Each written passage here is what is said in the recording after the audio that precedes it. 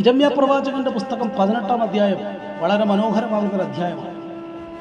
ഇരമ്യാ പ്രവാചകനോട് ദൈവം പറയുകയാണ്, നീ കുശവന്റെ വീട്ടിലേക്ക് ചെല്ലുക, അവിടെ വെച്ച് ഞാൻ നിന്നെ ചില കാര്യങ്ങളെ പഠിപ്പിക്കുമെന്ന് പറയും. അങ്ങനെ ഇരമ്യാ പ്രവാചകൻ ദൈവത്തിന്റെ അരുളപ്പാടനുസരിച്ച് കുശവന്റെ വീട്ടിലേക്ക് ചെല്ലുമ്പോൾ താൻ കണ്ട ഒരു കാഴ്ച, അവിടെ കുശവൻ കളിമണ്ണ് കൊണ്ട് ഒരു പാത്രം ഉണ്ടാക്കിക്കൊണ്ടിരിക്കും.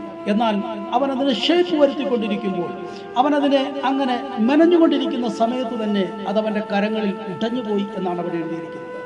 എന്നാൽ ആ ഉടഞ്ഞുപോയ ആ മണ്ണിനെ, ഇല്ലെങ്കിൽ ആ പാത്രത്തെ ദൂരേക്കെറിഞ്ഞു കളയാതെ വീണ്ടും തനിക്കിഷ്ടമുള്ളതുപോലെ പണിത് മനോഹരമാക്കിയ മറ്റൊരു പാത്രമാക്കി മാറ്റുവാൻ ആ കുശവന് കഴിഞ്ഞു എന്നുള്ളതാണ്.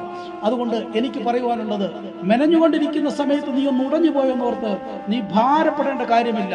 നീ ആ മെനഞ്ഞുകൊണ്ടിരിക്കുന്ന സമയത്ത് ഉടഞ്ഞപ്പോഴും നീ ആയിരുന്നത് മെനയുന്നവന്റെ കരങ്ങളിലാണ്. അതുകൊണ്ട് ഒരിക്കലും നിന്നെ അവൻ ദൂരക്കടയില്ല, പുതിയൊരു പാത്രമാക്കി മാറ്റും.